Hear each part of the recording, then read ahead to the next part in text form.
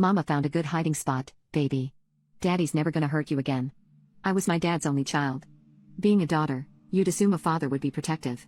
I get hurt regularly, and much worse. When you're 6, you'll do what you have to in order to survive, because running away is not an option. I suppose I knew it was coming. It was Friday night, and once night had fallen and it was only my mother and I, the dreaded routine of herd and rope would commence. Go, Lily. Go sit in the closet and wait for me, he would tell me. My mother was a Cuban immigrant with nothing but courage flowing through her veins. Still, I never understood at the time what a restraining order was, nor why it could so easily be broken. Predicting the level of his rage depended on the force of the car door slamming, so when it audibly shattered the driver's side window, I knew it was worse than ever. As a child, my anxiety would render me unable to move. A spider flash lit. I couldn't make split decisions. So when the door is kicked down and I hear Helena. Helena, you piece of crap.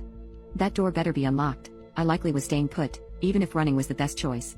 By this point I dissociated from my body by focusing on 2 ants on the floor carrying piles of potato chip crumbs when the thud of my mother hit the kitchen floor. I could unwittingly escape the horrors inevitable to come by staring at a spot on the wall, and imagining myself watching from the other side of the room to cope until it ended, every single time. As for Mother, this night, no words were uttered. She never got a chance. Lily, baby, Daddy's home. Come out and Daddy won't be mad. Muscles tensed agonizingly tight, I was frozen once again. Tears streaming down my cheeks, I'd learned to cry silently. The stumbling, uneven footsteps on the first floor told me he was more inebriated than usual, and also it told me that Mom was really hurt. Usually she'd fight him with every fiber of her being on his way to the staircase, despite it always resulting in wounds. And then, 1, 2, 3. The footsteps creaked up the steps. Lily, here I come. Better be special for me tonight. Be good and come out. Mom always instructed me to hide in different places, but never thought to tell me to just leave. The internal force of my inability to react and the external evil of my impending doom had me feeling acceptance. At only 6 years old, I was already prepared to pass away. 4, 5, almost up the steps. I'm a spider under a flashlight, wanting so terribly to make the decision to run to the bathroom and hide behind the curtain, but too frightened to act on it. Mommy, if ghosts exist, then please do something. Then, that inevitable cracking of the broken top step.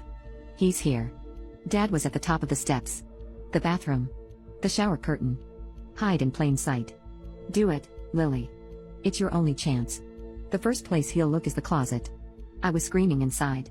Then I heard the bathroom door slowly creak open, steps moving inside, and the shower curtain, metal against metal, he'd ripped it off the hinges. No Lily there. Where could she be? Where did Mommy hide you this time? How much worse will it get? How many wounds would I sustain today? Dad was just outside the bedroom, and then the footsteps halted, right outside the door. By the sound of the metal against the hollow door, I knew tonight he had a bat. He wounded my legs with it once. I began to grip and pull at my clothes, and then, I couldn't stop it. I began crying profusely, and in an effort to hopefully live, even if it meant permanent wounds, I stood up, and got ready to step out into the shadow of the 6-foot-tall, brooding figure bearing down on me. Ready to take whatever. If baby girl's in the closet, come out wherever you are. I'd accepted my fate. And then a dull, loud tack noise, and vibration of the floor from a loud slam. Dad was so intoxicated, he'd fallen over. Maybe now I could run, but I couldn't get my legs to move. And then, the visual of my mom's body flashed in my mind, and miraculously, something imperceptible caused me to jump up and run. I pushed out of the closet and ran to the door, prepared to jump over Dad's hopefully unconscious body and leave out the back door. And as I approached the door, I was stopped in my tracks. Standing in the hallway was my mother, unharmed and untouched. And at her feet, Dad's body with a fatal wound. I gazed up at my mother with watery eyes in wonder and astonishment, and when her eyes met mine, she said the sweetest thing to ever fall upon my ears. Mama found a good hiding spot, baby. Daddy's never gonna hurt you again.